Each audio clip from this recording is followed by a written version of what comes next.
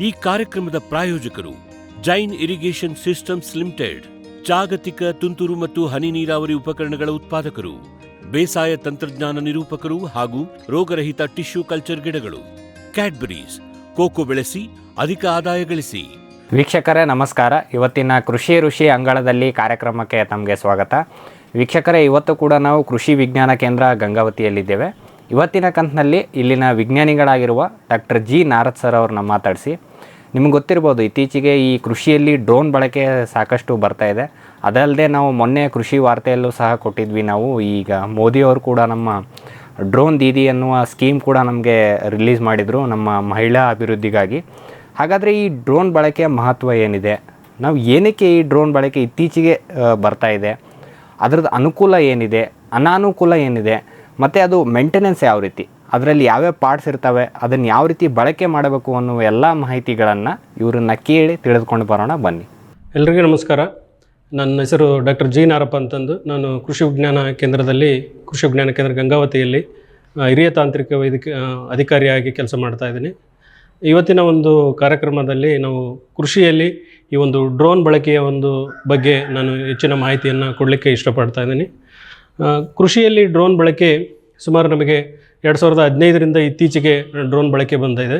So ಅದಕ್ಕಿಂತ ಹಿಂದೆ ಡ್ರೋನನ್ನು ನಾವು 1840ರಲ್ಲಿ ಆ ದಶಕದಲ್ಲಿ ನಾವು ಡ್ರೋನ್ಗಳನ್ನು ಬಳಕೆ ಮಾಡ್ತಾಯಿದ್ವಿ. ಯಾಕಂತಂದರೆ ಅಲ್ಲಿ ಮುಖ್ಯವಾಗಿ ಮಿಲಿಟ್ರಿ ಅವರು ಅದನ್ನು ಡ್ರೋನನ್ನು ಯೂಸ್ ಮಾಡ್ತಾಯಿದ್ರು. ಅಂದರೆ ಈಗ ಬೇರೆ ಒಂದೊಂದು ದೇಶ ಇನ್ನೊಂದು ದೇಶದ ನಡುವೆ ಯುದ್ಧ ಆದಾಗ ಈ ಡ್ರೋನುಗಳ ಮುಖಾಂತರ ಬಾಂಬುಗಳನ್ನು ಇದು ಮಾಡಿ ಬೇರೆ ದೇಶದಲ್ಲಿ ಬಾಂಬುಗಳನ್ನು ಹಾಕೋದು, ಆಮೇಲೆ ಇದು ಯುದ್ಧ ಮಾಡೋದು, ಆ ಥರ ಮಾಡ್ತಾಯಿದ್ರು. ತದನಂತರ ಡ್ರೋನುಗಳನ್ನು ಈ ಫಿಲ್ಮ್ ಇಂಡಸ್ಟ್ರಿ ಇರ್ಬೋದು, ಆಮೇಲೆ ಟ್ರಾನ್ಸ್ಪೋರ್ಟ್ ಇರ್ಬೋದು, ಇವನ್ ಅಮೆಜಾನ್ ಇರ್ಬೋದು, ಫ್ಲಿಪ್ಕಾರ್ಟ್ ಇರ್ಬೋದು, ಇದರಲ್ಲಿ ಕೂಡ ಇದನ್ನು ಬಳಸ್ಕೊಂಡ್ರು. ಮತ್ತು ಇತ್ತೀಚಿನ ದಿನಗಳಲ್ಲಿ ನಮಗೆ ಅಂದರೆ 2015ರ ನಂತರ ಈ ಡ್ರೋನನ್ನು ನಾವು ಬಳಕೆ ಮಾಡಿಕೊಂಡಿದ್ವಿ. ಕೃಷಿಯಲ್ಲಿ ಮುಖ್ಯವಾಗಿ ಕೃಷಿಯಲ್ಲಿ ಏನಂತಂತಂದರೆ ನಾವು ಫಸ್ಟು ಈ ಒಂದು ಸಿಂಪರಣೆ ಮಾಡಲಿಕ್ಕೆ ಯೂಸ್ ಮಾಡ್ತಾಯಿದ್ವಿ. ಅಂದರೆ ನಾವು ಈ ಒಂದು ಕೆಮಿಕಲ್ ಇರ್ಬೋದು ಅಥವಾ ಕಳೆನಾಶಕ ಇರ್ಬೋದು ಅಥವಾ ಅವು ನ್ಯಾನೋ ನೈಟ್ರೋಜನ್ ಇರ್ಬೋದು, ಅವುಗಳನ್ನು ಸಿಂಪರಣೆ ಮಾಡಿ. ಅದಕ್ಕಿಂತ ಮುಂಚೆ ನಾವು ಡ್ರೋನ್ ಬಗ್ಗೆ ಸ್ವಲ್ಪ ತಿಳ್ಕೊಬೇಕಪ್ಪ ಅಂತಂದರೆ, ಇದು ಅನ್ಮ್ಯಾನ್ಡ್ ಏರಿಯಲ್ ವೆಹಿಕಲ್. ಇದರಲ್ಲಿ ಬೇರೆ ಬೇರೆ ಟೈಪ್ಸ್ ಇದಾವೆ. ಏನಂತಂದರೆ ಈಗ ಒಂದು ಕ್ವಾಡಕಾಪ್ಟರ್ ಇದೆ, ಎಕ್ಸೋಕಾಪ್ಟರ್ ಇದೆ, ಹಾಕ್ಟೋಕಾಪ್ಟರ್ ಇದೆ. ಅಂದರೆ ಈಗ ಕ್ವಾಡಕಾಪ್ಟರ್ ಅಂತಂದರೆ ನಮಗೆ ಈಗ 4 ಆರ್ಮ್ ಇರ್ತಕ್ಕಂಥದ್ದು. ಈಗ ಎಕ್ಸೋಕಾಪ್ಟರ್ ಇದೆ, ಇದು ನಮಗೇನಂತಂದರೆ 6 ಆರ್ಮ್ ಇರ್ತಕ್ಕಂಥದ್ದು.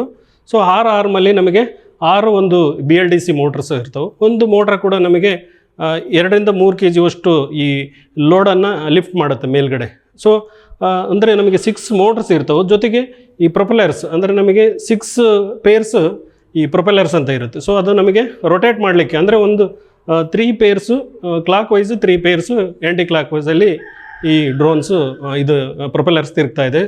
ಹಾಗಾಗಿ ಅದನ್ನು ಅಂದರೆ ಬ್ಯಾಲೆನ್ಸ್ ಆಗಿ ನಾವು ಏನು ಈ ವರ್ಟಿಕಲ್ ಆಗಿ ಲ್ಯಾಂಡಿಂಗ್ ಮತ್ತು ಟೇಕಪ್ ಮಾಡ್ಬೋದು.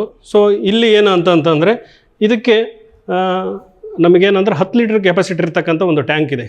ನಮಗೇನಂತಂದರೆ ಎಕರೆಗೆ ನಾರ್ಮಲ್ ಸಿಂಪರಣೆ ಮಾಡಬೇಕಾದ್ರೆ ನಾವು ಸರಾಸರಿ 200ರಿಂದ ಅಥವಾ 300 ಲೀಟ್ರ್ ನೀರನ್ನು ಸಿಂಪರಣೆ ಮಾಡ್ತೀವಿ.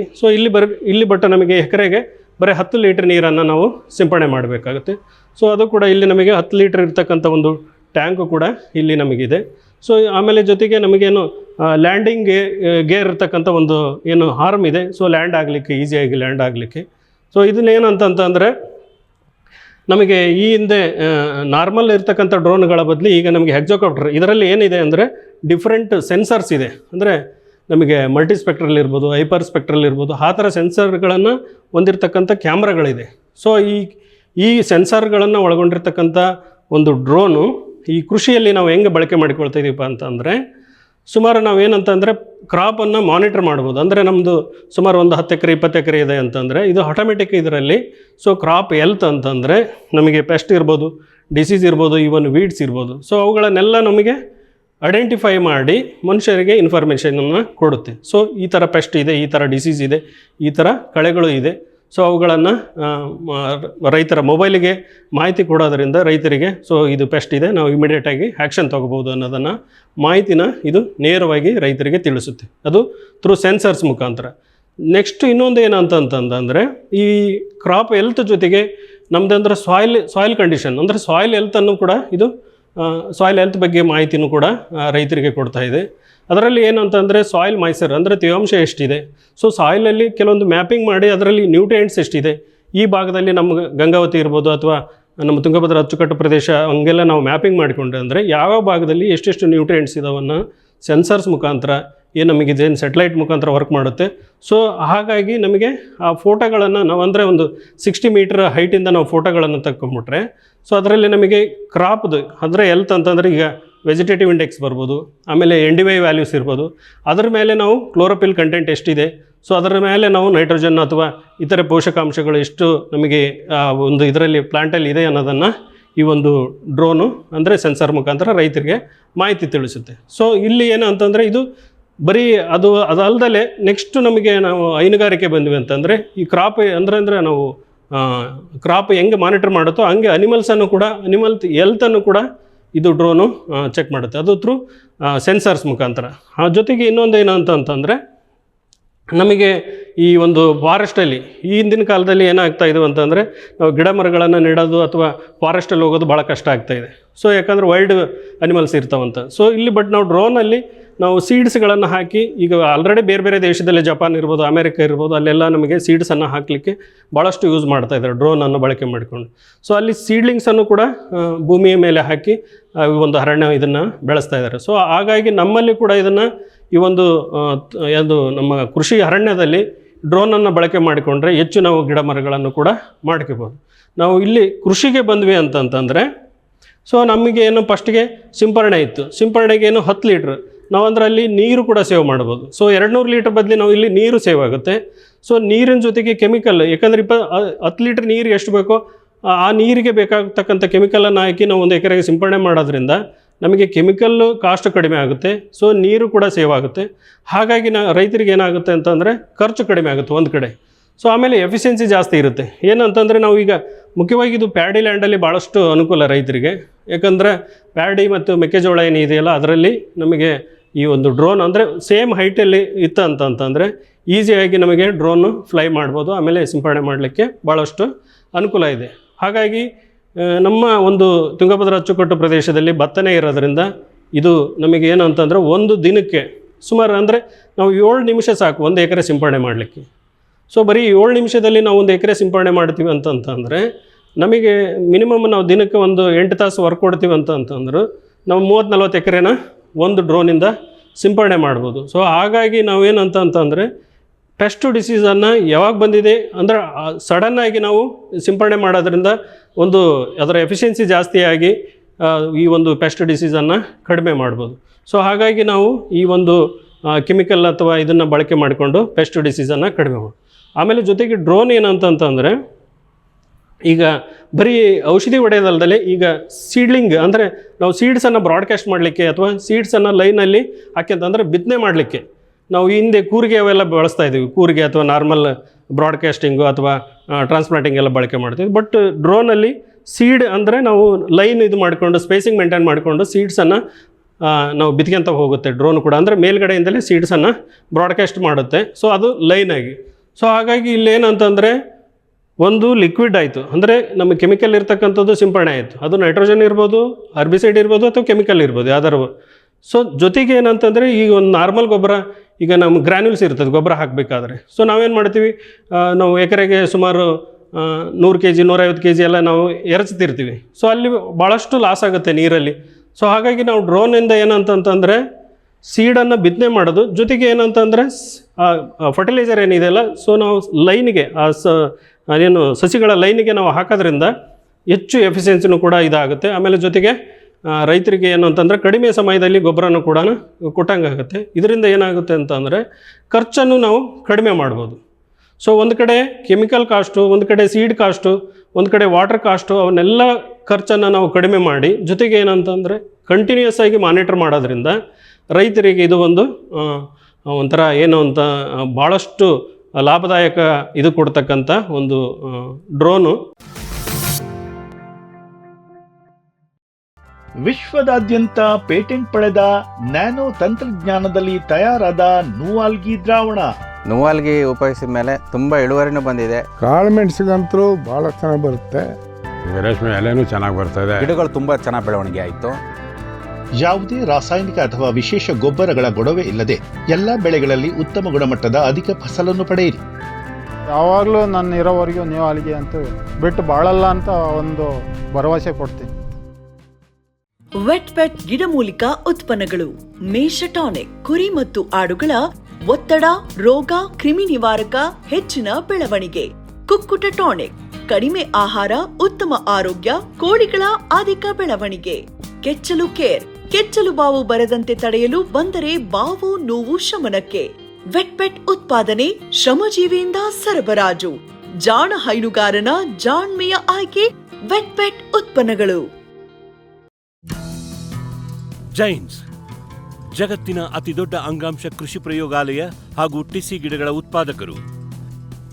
ಸಮೃದ್ಧ ಇಳುವರಿಗೆ ಜೈನ್ ಜೀನೇನ್, ಯಾಲಕ್ಕಿ, ನೇಂದ್ರನ್ ಹಾಗೂ ಕೆಂಪು ಬಾಳೆ ಸಸಿಗಳು, ದಾಳಿಂಬೆ, ಭಗವತಳಿಯ ರೋಗಮುಕ್ತ ಸಸಿಗಳು, ಲಕ್ನೋ 49 ಪೇರಳೆ, ಸ್ಟ್ರಾಬೆರಿ ಇತ್ಯಾದಿ ಗಿಡಗಳು ಯೋಗ್ಯ ಬೆಲೆಯಲ್ಲಿ. ಅಂಗಾಂಶ ಕೃಷಿಯ ಜಾಗತಿಕ ಬ್ರ್ಯಾಂಡ್ ಜೈನ್. ಕೋಕೋ ಈಗ ಕರ್ನಾಟಕದ ವಾಣಿಜ್ಯ ತೋಟದ ಬೆಳೆಗಳಲ್ಲೊಂದು. ಅಧಿಕ ಇಳುವರಿಯ ಹೈಬ್ರಿಡ್ F1 ಗಿಡಗಳು ಕ್ಯಾಡ್ಬರಿ ನರ್ಸರಿಗಳಲ್ಲಿ ಮಾತ್ರ ಲಭ್ಯ. ಗಿಡ ಬೇಕಾದವರು ಕ್ಯಾಡ್ಬರಿ ಅಧಿಕಾರಿಗಳನ್ನು ಸಂಪರ್ಕಿಸಿ.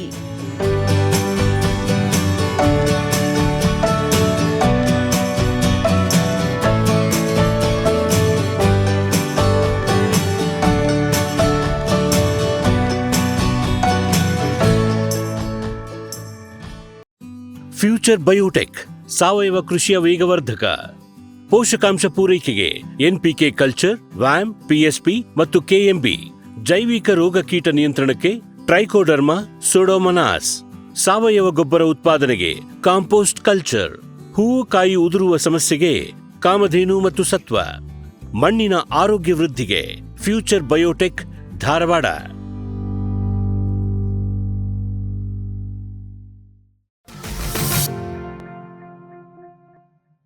ಜೊತೆಗೆ ಏನಂತಂದರೆ ಇತ್ತೀಚಿನ ದಿನಕ್ಕೆ ಈಗ ನಾವು ಜಗತ್ತಿನ ಜನಸಂಖ್ಯೆ ನೋಡಿಕೊಂಡಿವೆ ಅಂದರೆ ಸುಮಾರು ನಮಗೆ ಏನಂತಂದರೆ ಸದ್ಯದ ಜನಸಂಖ್ಯೆಗೆ ಈಗ ನಮಗೆ 7.9 ಬಿಲಿಯನ್ ಪಾಪ್ಯುಲೇಷನ್ ಇದೆ ವರ್ಲ್ಡ್ದು. ಸೊ ಅದು ನಮಗೆ 2050 9.7 ಬಿಲಿಯನ್ ಅಷ್ಟು ನಮ್ಮ ಜಗತ್ತಿನ ಒಂದು ಪಾಪ್ಯುಲೇಷನ್ ಹೆಚ್ಚಾಗ್ತಾ ಇದೆ. ಅದೇ ಥರ ನಮ್ಮ ಒಂದು ಏನು ಅಂದರೆ ಈ ನಮ್ಮ ದೇಶದ ಪಾಪ್ಯುಲೇಷನ್ನು ಕೂಡ ಸುಮಾರು ನಮಗೆ ಈಗ 1.4 ಇರ್ತಕ್ಕಂಥದ್ದು 1.4 ಬಿಲಿಯನ್ ಇರ್ತಕ್ಕಂಥ ಇದು ನೆಕ್ಸ್ಟ್ 1.6 ಅಂದರೆ 2050 ಪಾಪ್ಯುಲೇಷನ್ ಜಾಸ್ತಿ ಆಗ್ತಾ ಇದೆ. ಸೊ ಈ ಪಾಪ್ಯುಲೇಷನ್ ಜಾಸ್ತಿ ಆಗ್ತಾ ಇದೆ ಅಂತಂತಂದರೆ ನಮಗೆ ಹೆಚ್ಚು ಈ ಒಂದು ಫುಡ್ ಬೇಕಾಗುತ್ತೆ. ಆ ಫುಡ್ಡನ್ನು ನಾವು ತಯಾರು ಮಾಡಬೇಕಪ್ಪ ಅಂತಂತಂದರೆ ಈಗ ಯಾಕಂದರೆ ಭೂಮಿ ಹೆಚ್ಚಿಗೆ ಮಾಡ್ಕೋಬೇಕು. ಸೊ ಭೂಮಿ ಹೆಚ್ಚಿಗೆ ಮಾಡ್ಕೋಬೇಕಂತಂದ್ರೆ ಭೂಮಿ ಹೆಚ್ಚು ಮಾಡಲಿಕ್ಕೆ ಸಾಧ್ಯ ಇಲ್ಲ. ಯಾಕಂದ್ರೆ ಆಲ್ರೆಡಿ 2019 ಇದ್ರ ಪ್ರಕಾರ ನೋಡ್ಕೊಂಡ್ರೆ 2001ರಿಂದ 2019 ಸುಮಾರು 2.6% ಭೂಮಿ ರಿಡಕ್ಷನ್ ಆಗಿದೆ. ಸೊ ಅಂದರೆ ಕಲ್ಟಿವೇಬಲ್ ಲ್ಯಾಂಡ್ ಕನ್ವರ್ಟ್ ಆಗಿದೆ. ಸೊ ಹಾಗಾಗಿ ಮುಂದಿನ ದಿನಗಳಲ್ಲಿ ಇನ್ನೂ ಭೂಮಿಯ ಒಂದು ಏನು ನಾವು ಬೆಳೆಗಳನ್ನು ಬೆಳೀತಕ್ಕಂಥ ಭೂಮಿ ಕಡಿಮೆ ಆಗ್ತಾ ಇದೆ. ಸೊ ನೆಕ್ಸ್ಟ್ ಆಪ್ಷನ್ ಇರೋದು ಏನಂತಂದರೆ ರಿಡಕ್ಷನ್ ಆಫ್ ಲಾಸಸ್. ಎಲ್ಲಿ ನಾವು ಲಾಸನ್ನು ಕಡಿಮೆ ಮಾಡ್ಬೋದು, ಆ ಲಾಸ್ಗಳನ್ನು ಕಡಿಮೆ ಮಾಡಲಿಕ್ಕೆ ಏನು ತಂತ್ರಜ್ಞಾನಗಳದವು ಅವುಗಳನ್ನು ನಾವು ಹೆಚ್ಚು ಒತ್ತು ಕೊಡಬೇಕಾಗುತ್ತೆ. ಅದರಲ್ಲಿ ಈ ಒಂದು ನಿಖರ ಕೃಷಿ ಆ ನಿಖರ ಕೃಷಿಯಲ್ಲಿ ನಮಗೆ ಈ ಡ್ರೋನನ್ನು ನಾವು ಪ್ರತಿ ಇದರಲ್ಲಿ ಈಗ ನಾವು 7 ನಿಮಿಷದಲ್ಲಿ 1 ಎಕರೆನ ಕವರ್ ಮಾಡ್ಬೋದು. ಮುಖ್ಯವಾಗಿ ಏನಂದರೆ ಈ ಡ್ರೋನನ್ನು ನಾವು ಫ್ಲೈ ಮಾಡಬೇಕಂದ್ರೆ ಕೆಲವು ರೂಲ್ಸ್ ಆ್ಯಂಡ್ ರೆಗ್ಯುಲೇಷನ್ಸ್ ಇರ್ತವೆ. ಸೊ ಇಲ್ಲಿ ಏನು ರೂಲ್ಸ್ ಇದೆ ಅಂತಂತಂದರೆ ಸೊ ನಾವು ಇದನ್ನು ಡ್ರೋನ್ ಫ್ಲೈ ಮಾಡಬೇಕಪ್ಪ ಅಂತಂದರೆ ಅದಕ್ಕೆ ಕಡ್ಡಾಯವಾಗಿ ಲೈಸೆನ್ಸ್ ಬೇಕು. ಅಂದರೆ ಡ್ರೋನ್ ಲೈಸೆನ್ಸ್ ಅಂದರೆ ಡ್ರೋನ್ ಫ್ಲೈಯಿಂಗ್ ಮಾಡ್ತಕ್ಕಂಥ ಈಗ ಹೆಂಗೆ ನಾವು ಕಾರು ಅಥವಾ ಬೇರೆ ಬೇರೆ ಬೈಕುಗಳಿಗೆ ಹೆಂಗೆ ಲೈಸೆನ್ಸ್ ತೊಗೊಳ್ತೀವೋ ಅದೇ ಥರನ ಈ ಡ್ರೋನ್ ಲೈಸೆನ್ಸ್ ಇದೆ. ಅದರ ಅವಧಿ 10 ವರ್ಷ ತನಕ ಇರುತ್ತೆ ಒಂದು ಸರಿ ನಾವು ಲೈಸೆನ್ಸ್ ತೊಗೊಂಬಿಟ್ರೆ. ಸೊ ಅದಕ್ಕೆ ಸುಮಾರು ನಮಗೆ ಬೇರೆ ಬೇರೆ ರಾಜ್ಯಗಳಲ್ಲಿ ತರಬೇತಿ ಕೊಡ್ತಾ ಇದ್ದಾರೆ. ನಮ್ಮಲ್ಲಿ ಕೂಡ ನಮ್ಮ ಬೆಂಗಳೂರು ಮತ್ತು ಈವನ್ ಶಿವಮೊಗ್ಗ ಯೂನಿವರ್ಸಿಟಿಯಲ್ಲಿ ಅಗ್ರಿಕಲ್ಚರ್ ಯೂನಿವರ್ಸಿಟಿಯಲ್ಲಿ ಟ್ರೈನಿಂಗನ್ನು ಕೊಡ್ತಾ ಇದ್ದಾರೆ. ಸೊ ಒಬ್ಬ ಮನುಷ್ಯನಿಗೆ ಕಾಸ್ಟ್ ಅಂತಂದರೆ ಹೊರಗಡೆ ಇದಾದಾಗ 69,000 ತನಕ ಇತ್ತು. ನಮ್ಮಲ್ಲಿ ಕೆಲವೊಂದು ಟ್ರೈನಿಂಗ್ ಸೆಂಟರ್ಗಳಿದ್ದಾವೆ. ಸೊ ಅಲ್ಲಿ ಬಂದರೆ ಅಂದರೆ 40,000ದಲ್ಲಿ ಈ ಒಂದು ಟ್ರೈನಿಂಗನ್ನು ಕೊಟ್ಟು ಸೊ ಸರ್ಟಿಫಿಕೇಟನ್ನು ಇದು DGCA ಅಂದರೆ ಡೈರೆಕ್ಟರ್ ಜನರಲ್ ಆಫ್ ಸಿವಿಲ್ ಏವಿಯೇಷನಿಂದ ಅಪ್ರೂವಲ್ ಆಗಿರ್ತಕ್ಕಂಥ ಒಂದು ಲೈಸೆನ್ಸ್ ಕೊಡ್ತಾರೆ. ಸೊ ಆ ಲೈಸೆನ್ಸನ್ನು ಇಟ್ಕೊಂಡು ನಾವು ಡ್ರೋನನ್ನು ಫ್ಲೈ ಮಾಡ್ಬೋದು. ಸೊ ಅದು ಇಲ್ಲಿ ನಾವು ಎಲ್ಲಿ ಫ್ಲೈ ಮಾಡಬೇಕಂದ್ರೆ ಅಲ್ಲಿ ಕೂಡ ರೆಗ್ಯುಲೇಷನ್ಸ್ ಇದೆ. ಇಲ್ಲಿ ಏನಂದರೆ 3 ಝೋನ್ಸ್ ಬರ್ತಾವೆ. ಒಂದು ಗ್ರೀನ್ ಝೋನು, ಇನ್ನೊಂದು ಯೆಲ್ಲೋ ಝೋನು, ಮೂರನೇದು ರೆಡ್ ಝೋನ್. ಸೊ ರೆಡ್ ಝೋನಲ್ಲಿ ನಾವು ಯಾವುದೇ ಥರ ಡ್ರೋನ್ಗಳನ್ನು ಆರಿಸಂಗಿಲ್ಲ, ಅಲ್ಲಿ ಕಾನೂನು ಬಾಹಿರ. ಸೊ ಹಾಗಾಗಿ ನಾವು ರೆಡ್ ಝೋನಲ್ಲಿ ಆರಿಸಂಗ. ಅದು ರೆಡ್ ಝೋನ್ ಎಲ್ಲೆಲ್ಲಿ ಇರುತ್ತಪ್ಪ ಅಂತಂದರೆ, ಈಗ ಮಿಲ್ಟ್ರಿ ಇರ್ತಕ್ಕಂಥ ಏರಿಯಾದಲ್ಲಿ, ದೊಡ್ಡ ದೊಡ್ಡ ಸಿಟಿಗಳಲ್ಲಿ, ಅಲ್ಲಿ ನಾವು ಈ ಒಂದು ಡ್ರೋನ್ಗಳನ್ನು ಹಾರಿಸೋ ಹಾಗಿಲ್ಲ. ಸೊ ನೆಕ್ಸ್ಟು ಎಲ್ಲೋ ಝೋನಲ್ಲಿ ನಾವು ಆರಿಸ್ಬೇಕಪ್ಪ ಅಂತಂದರೆ, ಈಗ ದೊಡ್ಡ ದೊಡ್ಡ ಸಿಟಿಗಳಿರ್ಬೋದು, ಅಲ್ಲಿ ನಾವು ಸ್ವಲ್ಪ ಪರ್ಮಿಷನ್ ತೊಗೋಬೇಕು, ತಯಾರದು ಜಿಲ್ಲಾಧಿಕಾರಿಗಳು ಅವ್ರ ಪರ್ಮಿಷನ್ ತೊಗೊಂಡು ನಾವು ಡ್ರೋನ್ಗಳನ್ನು ಆರಿಸ್ಬೇಕಾಗುತ್ತೆ ಎಲ್ಲೋ ಝೋನಲ್ಲಿ. ಆಮೇಲೆ ಗ್ರೀನ್ ಝೋನಲ್ಲಿ ಯಾವುದೇ ಥರ ನಾವು ಪರ್ಮಿಷನ್ ಬೇಕಾಗಿಲ್ಲ. ಸೊ ಗ್ರೀನ್ ಝೋನ್ ಅಂತಂದರೆ ನಮ್ಮ ಅಗ್ರಿಕಲ್ಚರ್ ಇದ್ರದ್ದೆ. ಸೊ ಹಾಗಾಗಿ ನಾವು ಗ್ರೀನ್ ಝೋನಲ್ಲಿ ನಾವು ಕೃಷಿಗೆ ಬೇಕಾಗ್ತಕ್ಕಂಥ ಎಲ್ಲ ಇದನ್ನು ಕೂಡ ಏನು ಸಿಂಪರಣೆ ಇರ್ಬೋದು, ಬೀಜ ಬಿತ್ತನೆ ಇರ್ಬೋದು, ಆಮೇಲೆ ಗೊಬ್ಬರ ಹಾಕೋದಿರ್ಬೋದು, ಸೊ ಡ್ರೋನ್ಗಳನ್ನು, ಇವನ್ನು ಕ್ರಾಪ್ ಹೆಲ್ತ್ ಇರ್ಬೋದು, ನೀರು ನಿರ್ವಹಣೆ. ಸೊ ನಮಗೆ ಏನಂತಂದ್ರೆ ಆಟೋಮೆಟಿಕ್ಕಾಗಿ ಇರಿಗೇಷನ್ ಮಾಡ್ತಕ್ಕಂಥ ಇದನ್ನು ಕೂಡ ಸೆನ್ಸರ್ಸನ್ನು ನಾವು ಭೂಮಿಯಲ್ಲಿ ಹಾಕಿದಾಗ ಆ ಸೆನ್ಸರ್ಸ್ಗಳು ಸಿಗ್ನಲ್ ನಮಗೆ ಡ್ರೋನಿಗೆ ಸಿಕ್ಕು, ಸೊ ಮಾಯ್ಚರ್ ಇಷ್ಟಿದೆ, ಸೊ ಮಾಯ್ಚರ್ ಕಡಿಮೆ ಆಯ್ತು ಅಂತಂದರೆ ನೀರು ಬಿಡಬೇಕು ಅನ್ನೋದನ್ನು ಕೂಡ ಮಾಹಿತಿನ ನಾವು ಆಟೋಮೆಟಿಕ್ ಇರಿಗೇಷನ್ ಸಿಸ್ಟಮಲ್ಲಿ ಕೂಡ ಕೊಡ್ಬೋದು. ಸೊ ಹಾಗಾಗಿ ನಾವು ಡ್ರೋನ್ಗಳನ್ನು ಮುಂದಿನ ದಿನಗಳಲ್ಲಿ ನಾವು ಹೆಚ್ಚು ಬರ್ತಾ ಇದ್ದಾವೆ. ಯಾಕಂತಂದರೆ ಭಾಳಷ್ಟು ಇಂದಿನ ಟ್ರೆಡಿಷ್ನಲ್, ಯಾಕಂದರೆ ಈಗಿನ ಪರಿಸ್ಥಿತಿ ನೋಡಿಕೊಂಡ್ರೆ ಲೇಬರ್ ಕಾಸ್ಟು ಜಾಸ್ತಿ ಆಗ್ತಾಯಿದೆ, ಲೇಬರ್ ಸಿಗ್ತಾಯಿಲ್ಲ. ಸೊ ನಮಗೆ ಈಗ ಏನಂತಂದರೆ, ನಮ್ಮ ತುಂಗಭದ್ರಾ ಅಚ್ಚುಕಟ್ಟು ಪ್ರದೇಶಕ್ಕೆ ಬಂದ್ವಿ ಅಂತಂದರೆ ನಮಗೆ ಒಂದೇ ಸರಿಗೆ ಪ್ಲಾಂಟಿಂಗ್ ಸ್ಟಾರ್ಟ್ ಆಗುತ್ತೆ. ಸೊ ಪ್ಲಾಂಟಿಂಗ್ ಸ್ಟಾರ್ಟ್ ಆಯಿತು ಅಂತಂತಂದರೆ ನಮಗೆ ಸ್ಪ್ರೇಯಿಂಗು, ಫರ್ಟಿಲೈಸರ್ ಅಪ್ಲಿಕೇಶನ್ ಅವೆಲ್ಲ ಕಂಟಿನ್ಯೂಸ್ ಇರುತ್ತೆ. ಸೊ ಬಟ್ ಏನಂತಂದರೆ ರೈತರು ಏನಾವಾಗ ಡಿಮ್ಯಾಂಡ್, ಸೊ ಲೇಬರಿಗೆ ನಾವು 3,000 ಕೊಡ್ತೀವಿ, 4,000 ಕೊಡ್ತೀವಿ ಒಂದು ಎಕರೆಗೆ, ಸೊ ಆ ಥರ ಎಲ್ಲ ಡಿಮ್ಯಾಂಡ್ ಮಾಡ್ತಾರೆ. ಬಟ್ ನಾವಿಲ್ಲಿ ಏನಂತಂತಂದರೆ, ಸೊ ಲೇಬರ್ದನ್ನು ಸ್ಕೇರ್ಸಿಟಿ ತಪ್ಪಿಸ್ಬೇಕಪ್ಪ ಅಂತಂದರೆ ಎಲ್ಲ ಭೂಮಿ ಏರಿಯಾ ಒಂದೇ ಸರಿಗೆ ನಮಗೆ ಪ್ಲಾಂಟಿಂಗು ಅಥವಾ ಸಿಂಪರಣೆ ಆಗಿ ಹೆಚ್ಚು ಇಳುವರಿ ಕೊಡಬೇಕಪ್ಪ ಅಂದರೆ ಈ ಥರ ನಾವು ಡ್ರೋನ್ಗಳನ್ನು ಬಳಕೆ ಮಾಡ್ಕೋಬೇಕಾಗುತ್ತೆ. ಸೊ ಈಗ ನಮ್ಮ ಭಾರತ ಸರ್ಕಾರದ ಅಡಿಯಲ್ಲಿ ಸುಮಾರು ನಮಗೆ ಒಂದು ಭಾಳಷ್ಟು ಕೃಷಿ ಏನು ಡ್ರೋನ್ ದೀದಿಗಳನ್ನು ಸೆಲೆಕ್ಟ್ ಮಾಡಿದ್ದಾರೆ. ಆ ಡ್ರೋನ್ ದೀದಿಗಳಿಗೆ ಟ್ರೈನಿಂಗ್ ಕೊಟ್ಟು ಸೊ ಅವರಿಗೆ ಒಂದೊಂದು ಡ್ರೋನ್ಗಳನ್ನು ಭಾರತ ಸರ್ಕಾರದಿಂದ ಕೊಟ್ಟಿದ್ದಾರೆ. ಸೊ ಅದು ಈಗ ನಮ್ಮ ಈ ಸುತ್ತಮುತ್ತಲ ಭಾಗದಲ್ಲಿ ಸುಮಾರು 8 ಡ್ರೋನ್ ಸಖಿಯರಿದ್ದಾರೆ. ಅವರು ಕೂಡ ಬೇರೆ ಅಂದರೆ ಕಡಿಮೆ ಖರ್ಚು, ಈಗ ಸುಮಾರು ಎಕರೆಗೆ ಅವರು 300ರಿಂದ 400 ರೂಪಾಯಿ ಚಾರ್ಜ್ ಮಾಡ್ತಾರೆ. ಸೊ ಹಾಗಾಗಿ ಒಂದು ಎಕರೆ 7 ನಿಮಿಷದಲ್ಲಿ ಮುಗೋದ್ರಿಂದ ಎಲ್ಲ ರೈತರು ಕೂಡ ಇಲ್ಲ ನಾವು ಡ್ರೋನಿಂದನೇ ಸಿಂಪರಣೆ ಮಾಡಬೇಕು ಅಂತ ಇದ್ದಾರೆ. ಸೊ ಹಾಗಾಗಿ ಡ್ರೋನು ಎಲ್ಲರಿಗೂ ಕೂಡ ಅನುಕೂಲ. ಆಮೇಲೆ ಇಲ್ಲೇನಂತಂದರೆ ಭಾರತ ಸರ್ಕಾರದಿಂದ ಈ ಡ್ರೋನ್ ದೀದಿಗಳಿಗೆ ಮತ್ತು ಬೇರೆ ಹೆಣ್ಮಕ್ಳು ಪರ್ಚೇಸ್ ಮಾಡಿದ್ರೆ ಅಂದರೆ ಸುಮಾರು 80% ಸಬ್ಸಿಡಿಯಲ್ಲಿ ಸಿಗುತ್ತೆ. ಅಂದರೆ ನಮಗೆ ಈ ಡ್ರೋನ್ ಕಾಸ್ಟ್ ಬಂದು 10 ಲಕ್ಷ ಇದೆ. ಸೊ ಅದು 8 ಲಕ್ಷದಷ್ಟು ಸಬ್ಸಿಡಿಯನ್ನು ನಮ್ಮ ಭಾರತ ಸರ್ಕಾರದಿಂದ ಕೊಟ್ಟಿದೆ. ಸೊ ಹಾಗಾಗಿ ಈ ಡ್ರೋನ್ಗಳು ಮುಂದಿನ ದಿನಗಳಲ್ಲಿ ಹೆಚ್ಚು ಅನುಕೂಲ ಆಗ್ತದೆ ಅಂತ ನಾನು ಈ ಸಂದರ್ಭದಲ್ಲಿ ಹೇಳ್ತಾ ಇದ್ದೀನಿ. ಭೂಮಿದೀಪ ಸಾರಜನಕ ರಂಜಕ ಒದಗಿಸುವ ಸೂಕ್ಷ್ಮಾಣುಜೀವಿ ಮಿಶ್ರಿತ ಸಮೃದ್ಧ ಸಾವಯವ ಎರೆಗೊಬ್ಬರ, ಕಾಳು ಮೆಣಸಿಗೆ ಟ್ರೈಕೋಡರ್ಮಾ ಸಂವರ್ಧಿತ ವಿಶೇಷ ಎರೆಗೊಬ್ಬರ, ಕುದುರೆ ಹೇಸರಗತ್ತೆ ಲದ್ದಿಯ ಅಧಿಕ ಪೌಷ್ಟಿಕಾಂಶದ ಅಶ್ವಸಾರ ಎರೆಗೊಬ್ಬರ, ಎನ್ಪಿಕೆ ಲಘು ಮತ್ತು ಸೂಕ್ಷ್ಮ ಪೋಷಕಾಂಶಗಳು, ಸಸ್ಯ ಪ್ರಚೋದಕಗಳು ಹಾಗೂ ಹಾರ್ಮೋನುಗಳ ಆಗರ ಭೂಮಿದೀಪ ಎರೆಗೊಬ್ಬರ. ಜೈನ್ ಇರಿಗೇಷನ್ ಸಿಸ್ಟಮ್ಸ್ ಲಿಮಿಟೆಡ್ ಭಾರತದ ಹನಿ ನೀರಾವರಿ ತಂತ್ರಜ್ಞಾನದ ಪ್ರಥಮ ಪ್ರವರ್ತಕ, ಜಗತ್ತಿನ ಅತಿ ದೊಡ್ಡ ಸ್ಪ್ರಿಂಕ್ಲರ್ಸ್ ಉತ್ಪಾದಕ ಕಂಪನಿ.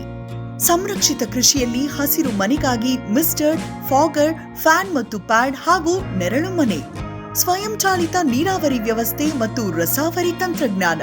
ಕೃಷಿಯಲ್ಲಿ ನೀರಿನ ಸಮರ್ಪಕ ಬಳಕೆ ಹಾಗೂ ಉಳಿತಾಯಕ್ಕೆ ಮತ್ತೊಂದು ಹೆಸರು ಜೈನ್.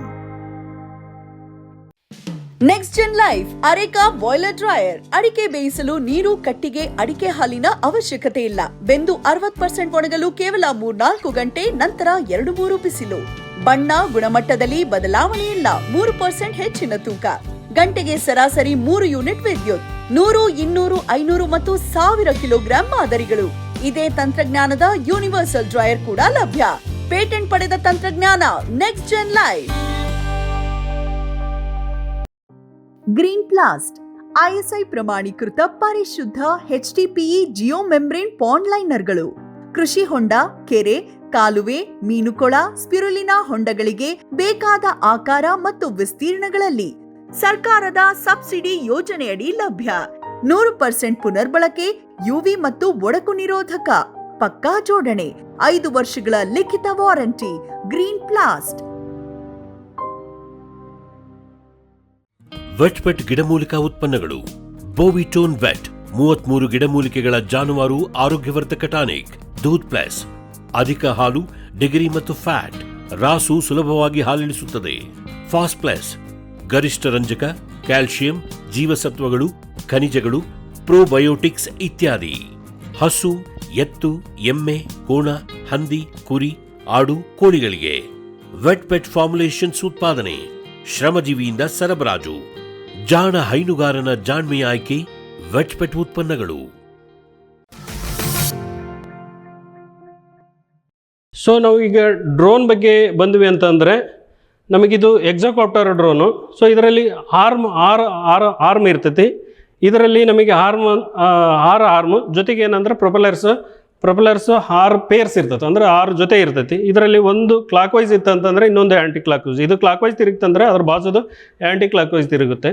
ಸೊ ಆಮೇಲೆ ನಮಗೆ ಡ್ರೋನಿಗೆ ಇಲ್ಲಿ ಈ ಥರ ನಮಗೆ ಸಿಂಪಡಣೆ ಮಾಡಲಿಕ್ಕೆ ನಾಜಲ್ ಎಲ್ಲ ಇದೆ. ಅಗ್ರಿಕಲ್ಚರ್ ಡ್ರೋನ್ ಅಂತಲೇ ಇದು ಮಾಡಿದ್ದಾರೆ. ಇದು ಅಗ್ರಿಬೋಟ್ ಇದು. ಸೊ ಇದಕ್ಕೆ ನಾಜಲ್ ಅಂದರೆ ಪವರ್ 4 ನಾಜಲ್ಸ್ ಇರ್ತವೆ. ಸೊ ಇದು ನಮಗೆ ಸುಮಾರು 3 ಮೀಟ್ರ್ ಅಷ್ಟು ನಮಗೆ ಕವರ್ ಮಾಡುತ್ತೆ. ಅಂದರೆ 3 ಮೀಟ್ರ್ ಸ್ವಾತ್ ವಿಡ್ತನ್ನು ಕವರ್ ಮಾಡುತ್ತೆ. ನಾವು ಅಂದರೆ 2 ಮೀಟ್ರ್ ಅಂದರೆ ಡ್ರೋನನ್ನು 2 ಮೀಟ್ರ್ ಯಾವುದೇ ಒಂದು ಬೆಳೆ ಇತ್ತಂದ್ರೆ ಅದರ 2 ಮೀಟ್ರ್ ಹೈಟಲ್ಲಿ ನಾವು ಸಿಂಪಡಣೆ ಮಾಡುತ್ತೆ. ಸೊ ಹಾಗಾಗಿ ಜೊತೆಗೆ ಇನ್ನೊಂದು ಏನಂತಂದರೆ ನಮಗೆ ಬ್ಯಾಟ್ರಿ ಇದೆ. ಸೊ ಬ್ಯಾಟ್ರಿ ಅಂದರೆ ಲಿಥಿಯಂ ಪವರ್ ಬ್ಯಾಟ್ರಿ ಅಂತಂದು. ಸೊ ನಮಗೆ 2 ಪೇರ್ಸ್ ಇದೆ, ಅಂದರೆ 16,000 ಮೆಗಾವ್ಯಾಟ್ಸ್ ಇರ್ತಕ್ಕಂಥದ್ದು 2 ಬ್ಯಾಟ್ರಿ ಹಾಕಬೇಕಾಗುತ್ತೆ. ಸೊ ಆ ಬ್ಯಾಟ್ರಿ ನಮಗೆ ಸುಮಾರು 15ರಿಂದ 20 ನಿಮಿಷ ಬರುತ್ತೆ. ಅಂದರೆ 2 ಬ್ಯಾಟ್ರಿ ನಾವು ಯೂಸ್ ಮಾಡಿಕೊಳ್ಳಿದ್ರೆ ಅದು ಲಿಥಿಯಂ ಪವರ್ ಬ್ಯಾಟ್ರಿ, ಲಿಥಿಯಂ ಪಾಲಿನ್ ಬ್ಯಾಟ್ರಿ ಅದು. ಸೊ ಅದನ್ನು ನಮಗೆ ಕಂಟಿನ್ಯೂಯಸ್ ಆಗಿ ನಮಗೆ 3ರಿಂದ 4 ಪೇರ್ ಇದೆ. ಸೊ ಒಂದು ಪೇರ್ ಆಗುತ್ತೆ, ಇನ್ನೊಂದು ಪೇರನ್ನು ನಾವು ಚಾರ್ಜ್ ಮಾಡ್ತಾ ಇರ್ತೀವಿ. ಹಂಗಾಗಿ ಕಂಟಿನ್ಯೂಯಸ್ಸನ್ನು ನಾವು ಯೂಸ್ ಮಾಡ್ಬೋದು. ಜೊತೆಗೆ ಆಮೇಲೆ ಏನಂತಂದರೆ ಈ ಟ್ಯಾಂಕ್ ಇದೆ. ಸೊ ಇದು 10 ಲೀಟ್ರ್ ಕೆಪಾಸಿಟಿ ಇರ್ತಕ್ಕಂಥ ಟ್ಯಾಂಕು. ಸೊ ಇದಕ್ಕೆ ನಾವು ಒಂದು ಸರಿ ಕೆಮಿಕಲ್ 10 ಲೀಟ್ರ್ ನೀರು ಹಾಕಿ ಕೆಮಿಕಲನ್ನು ಹಾಕಿಬಿಟ್ರೆ ನಾವು ಇದು ಅಂದರೆ ಪ್ರತಿ ಟೈಮು ನಾವು ಈ ಏರನ್ನು ತೆಗಿಬೇಕು. ಯಾಕಂದರೆ ಒಂದು ಸರಿ ನಾವು ಸಿಂಪಡಣೆ ಮಾಡಿದ್ವಿ ಅಂದರೆ ಆ ಟ್ಯಾಂಕು ಖಾಲಿ ಆದಾಗ ನೆಕ್ಸ್ಟ್ ನಾಜಲನ್ನು ನಾವು ಓಪನ್ ಮಾಡಿ ಆ ಏರನ್ನು ತೆಗಿಬೇಕಾಗುತ್ತೆ. ಏರ್ ತೆಗೆದು ಮಾತ್ರ ಇದು ಸಿಂಪಡಣೆ ಆಗುತ್ತೆ. ಯಾಕಂದರೆ ಒಂದು ಸರಿ ನಾವು ಟೇಕಪ್ ಮಾಡಿಕೊಂಡು ಮತ್ತೆ ಲ್ಯಾಂಡಿಂಗ್ ಮಾಡೋಕ್ಕಂದ್ರೆ ಸುಮಾರು ಬ್ಯಾಟ್ರಿಲಿ ಲಾಸ್ ಆಗುತ್ತೆ. ಅದಕ್ಕೋಸ್ಕರ ಸೊ ನಾವು ಏನಂದರೆ ಪ್ರತಿ ಟೈಮು ಈ ಒಂದು ನಾಜಲನ್ನು ಓಪನ್ ಮಾಡಿ ಏರ್ ತೆಗಿಬೇಕು. ಜೊತೆಗೆ ಏನಂತಂದರೆ ಕೆಳಗಡೆ ಒಂದು ರಡಾರ್ ಅಂತ ಒಂದು ಇದೆ. ಸೊ ಇದು ಏನಂತಂದರೆ ನಮಗೆ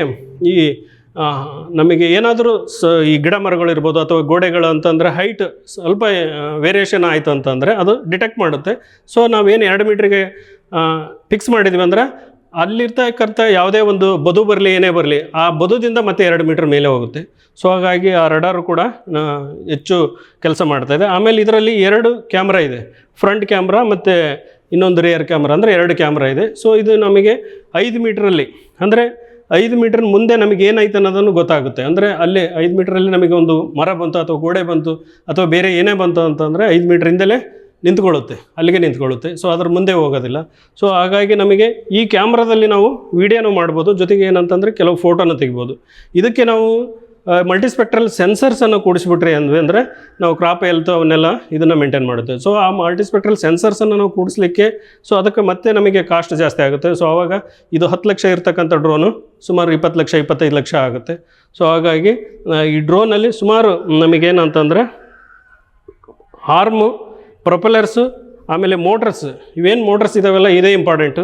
ಪ್ರತಿ ಟೈಮು ಈ ಮೋಟ್ರಸನ್ನು ನಾವು ಚೆಕ್ ಮಾಡಬೇಕು. ಯಾಕಂದರೆ ಫ್ರೀಯಾಗಿ ರೊಟೇಟ್ ಆಗುತ್ತಾ ಇಲ್ಲ ಅಂತ. ಯಾಕಂದರೆ ಒಂದು ಸರಿ ನಾವು ಫ್ಲೈ ಮಾಡಬೇಕಾದ್ರೆ ಇದೇನಾದ್ರು ಬ್ಲಾಕ್ ಆಯಿತು ಅಂದರೆ ಡ್ರೋನ್ ಬಿದ್ದೋಗುತ್ತೆ.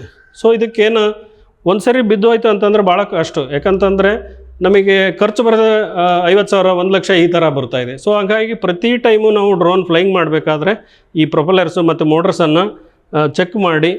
ಸೊ ನಮಗೆ ಏನಂತಂದರೆ ಡ್ರೋನ್ ಅನ್ನೋದು ನಮಗೆ ಅನ್ಮ್ಯಾನ್ಡ್ ಏರಿಯಲ್ ವೆಹಿಕಲ್. ಇದರಲ್ಲಿ ಯಾವುದೇ ಥರ ಡ್ರೈವರ್ ಇರೋಂಗಿಲ್ಲ. ಅಂದರೆ ಅದರಲ್ಲಿ ಡ್ರೈವರ್ ಕುಂತು ಇದು ಮಾಡೋಂಗಿಲ್ಲ. ಈಗ ನಮಗೆ ಬೇರೆ ವೆಹಿಕಲ್ಸಲ್ಲೆಲ್ಲ ಡ್ರೈವರ್ ಕುಂತೆ ಡ್ರೈವ್ ಮಾಡ್ತಿರ್ತಾರೆ. ಬಟ್ ಇಲ್ಲಿ ಏನಂತಂದರೆ ಅನ್ಮ್ಯಾನ್ಡ್ ಏರಿಯಲ್ ವೆಹಿಕಲ್, ವಿತೌಟ್ ಮನುಷ್ಯ ಅದನ್ನು ನಾವು ಏರಿಯಲಲ್ಲಿ ಫ್ಲೈ ಮಾಡ್ಬೋದು. ಸೊ ಇದಕ್ಕೆ ಬೇಕಾಗ್ತಿ ಏನಂತಂದರೆ ಒಂದು ರಿಮೋಟ್ ಕಂಟ್ರೋಲ್. ಸೊ ಮನುಷ್ಯ ಇದನ್ನು ರಿಮೋಟನ್ನು ಇಟ್ಕೊಂಡು ಇಲ್ಲಿಂದಲೇ ಥ್ರೂ ಸ್ಯಾಟಲೈಟ್ ಮುಖಾಂತರ ಸಿಗ್ನಲ್ ತೊಗೊಂಡು ಸೊ ಸ್ಯಾಟಲೈಟು ಮತ್ತು GPS ಮುಖಾಂತರ ಸಿಗ್ನಲ್ ಇದು ಮಾಡಿಕೊಂಡು ಡ್ರೋನಿಗೆ ಇದಕ್ಕೂ ಕನೆಕ್ಟ್ ಆಗುತ್ತೆ ರಿಮೋಟಿಗೆ. ಸೊ ಇಲ್ಲಿ ಏನಂತಂದರೆ ನಮಗೆ ಇದನ್ನು ಫ್ಲೈ ಮಾಡಬೇಕಂತಂದರೆ ಚೆನ್ನಾಗಿ ಸೂರ್ಯನ ಕಿರಣಗಳು ಅವೆಲ್ಲ ಇರಬೇಕು. ಯಾಕಂದರೆ ಮೋಡ ಕವಿದ ವಾತಾವರಣ ಇತ್ತು ಅಂತಂತಂದರೆ ಈ ಸ್ಯಾಟಲೈಟ್ ಇದು ಡ್ರೋನು ಮತ್ತು ಸ್ಯಾಟಲೈಟು ಆಮೇಲೆ ರಿಮೋಟ್ಗೆ ಸಿಗ್ನಲ್ ಸಿಗಲಿಲ್ಲ ಅಂತಂದರೆ ಡ್ರೋನು ಬೇರೆ ಕಡೆ ಹೋಗುತ್ತೆ. ಸೊ ಹಾಗಾಗಿ ನಾವೇನಂತಂದರೆ ನಾವು ವಾತಾವರಣನೂ ನೋಡಬೇಕು. ಸೊ ವಾತಾವರಣ ನೋಡಿ ಈ ರಿಮೋಟ್ ಕಂಟ್ರೋಲಿಂದ ಇದನ್ನು ಕೂಡ ನಮಗೆ ಚಾರ್ಜ್, ಇದರಲ್ಲಿ ಡ್ರೋನ್ದು ಬ್ಯಾಟ್ರಿ ಚಾರ್ಜ್ ಎಲ್ಲ ತೋರಿಸುತ್ತೆ, ಎಷ್ಟು ಪವರ್ ಇದೆ, ಆಮೇಲೆ ಎಷ್ಟು ಕಡಿಮೆ ಆಗ್ತಾ ಇದೆ. ಸೊ ಈ ರಿಮೋಟಲ್ಲಿ ನಮಗೇನಂದ್ರೆ ಆಟೋಮೆಟೆಡ್ ಇದು ಮಾಡ್ಬೋದು. ಅಂದರೆ ಒಂದು ಸರಿ ನಾವು GPS ಮುಖಾಂತರನಾರು ಮಾಡ್ಬೋದು, ಅಥವಾ ರಿಮೋಟ್ ಇಟ್ಕೊಂಡು ನಾವು ಮಾರ್ಕ್ ಮಾಡ್ಕೋಬೋದು. ಅಂದರೆ ಆಟೋಮೆಟಿಕ್ ನಾವು ಸಿಂಪಡಣೆ ಮಾಡಬೇಕಂದ್ರೆ. ಇಲ್ಲ ಅಂತಂದರೆ ನಾವು ಸ್ಯಾಟಲೈಟ್ ಮುಖಾಂತರನೂ ಡೈರೆಕ್ಟಾಗಿ ನಾವು ಮ್ಯಾಪ್ ಮಾಡಿ ನಾವು ಡ್ರೋನನ್ನು ಫ್ಲೈ ಮಾಡ್ಬೋದು. ಇಲ್ಲಿ ಮ್ಯಾನ್ಯುವಲ್ ಇದೆ, GPS ಮುಖಾಂತರ ಇದೆ, ಆಮೇಲೆ ರಿಮೋಟನ್ನು ಬಳಕೆ ಮಾಡಿಕೊಂಡು ಕೂಡ ನಾವು ಮಾರ್ಕ್ ಮಾಡಿ ಸಿಂಪಡಣೆ ಮಾಡೋದ್ರಿಂದ ಒಂದು ಹೈಟ್ ಫಿಕ್ಸ್ ಆಗುತ್ತೆ. ಅದೇ ಸ್ಪೀಡ್ ಅಂದರೆ ಪ್ರತಿ ಒಂದು ಸೆಕೆಂಡಿಗೆ 4 ಮೀಟ್ರ್ ಇದು ಸ್ಪೀಡಲ್ಲಿ ಮೂವ್ ಆಗುತ್ತೆ ಡ್ರೋನು.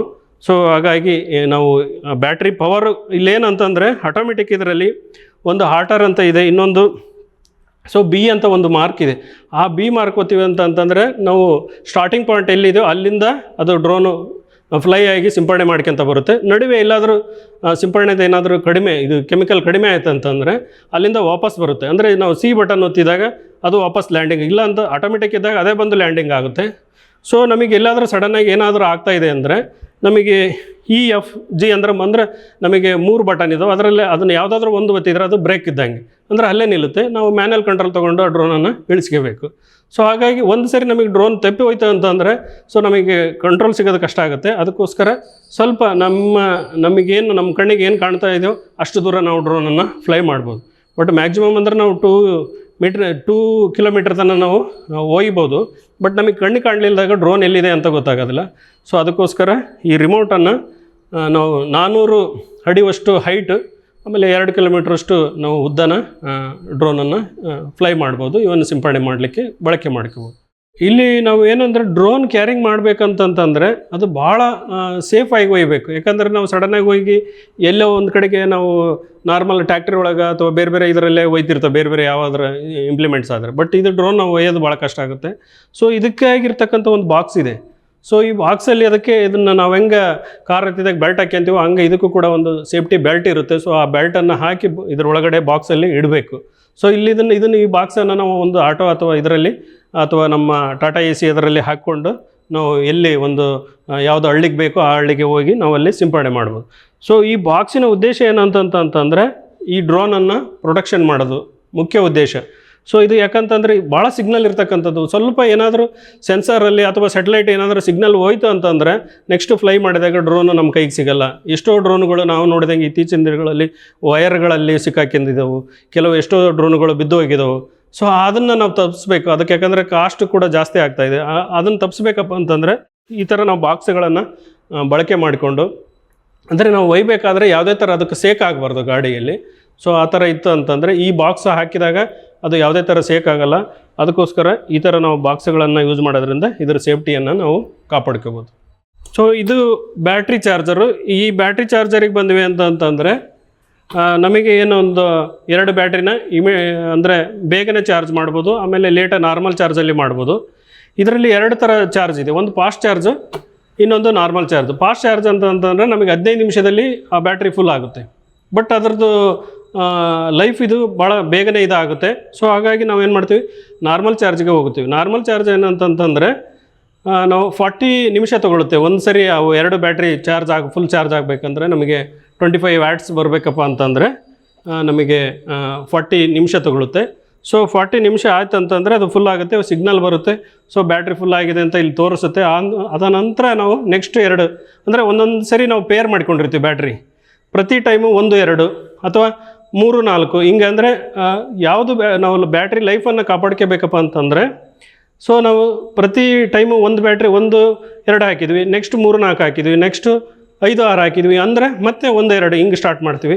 ಸೊ ಹಾಗಾಗಿ ಈ ಬ್ಯಾಟ್ರಿ ಚಾರ್ಜರಿಂದ ಆಮೇಲೆ ಇನ್ನೊಂದು ಏನಂದರೆ ಈ ಬ್ಯಾಟ್ರಿ ಚಾರ್ಜ್ ನಾವು ವಸ್ತಿನ ಯೂಸ್ ಮಾಡಲಿಲ್ಲ, ನಾವು ನಾರ್ಮಲ್ ಇದರಲ್ಲಿ ಒಂದು 15 ದಿವಸ 20 ದಿವಸ ಇಡ್ತಾಯಿದ್ದೀವಿ ಅಂತಂತಂದರೆ ಸೊ ಇದರಲ್ಲಿ ಬ್ಯಾಟ್ರಿ ಸ್ಟೋರೇಜ್ ಮಾಡ್ತಕ್ಕಂಥ ಒಂದು ಆಪ್ಷನ್ ಇದೆ. ಸೊ ಅದನ್ನು ಒತ್ತಿದಾಗ ಬ್ಯಾಟ್ರಿ ಸ್ಟೋರೇಜ್ ಮಾಡ್ತಕ್ಕಂಥ ಇದನ್ನು ಆಗುತ್ತೆ. ಅದಂದರೆ ಬ್ಯಾಟ್ರಿ ಚಾರ್ಜನ್ನು ಮೇಂಟೈನ್ ಮಾಡುತ್ತೆ.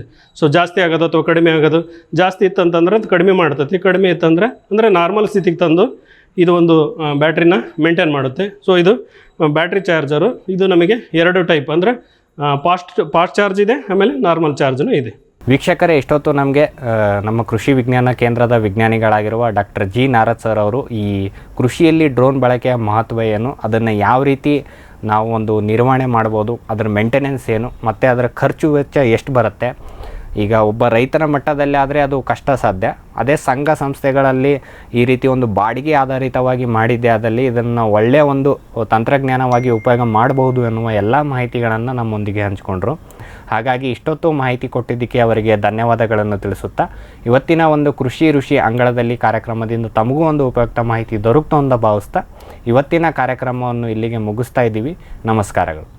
ಈ ಕಾರ್ಯಕ್ರಮದ ಪ್ರಾಯೋಜಕರು ಜೈನ್ ಇರಿಗೇಷನ್ ಸಿಸ್ಟಮ್ಸ್ ಲಿಮಿಟೆಡ್, ಜಾಗತಿಕ ತುಂತುರು ಮತ್ತು ಹನಿ ನೀರಾವರಿ ಉಪಕರಣಗಳ ಉತ್ಪಾದಕರು, ಬೇಸಾಯ ತಂತ್ರಜ್ಞಾನ ನಿರೂಪಕರು ಹಾಗೂ ರೋಗರಹಿತ ಟಿಶ್ಯೂ ಕಲ್ಚರ್ ಗಿಡಗಳು. ಕ್ಯಾಡ್ಬರೀಸ್, ಕೋಕೋ ಬೆಳೆಸಿ ಅಧಿಕ ಆದಾಯ ಗಳಿಸಿ.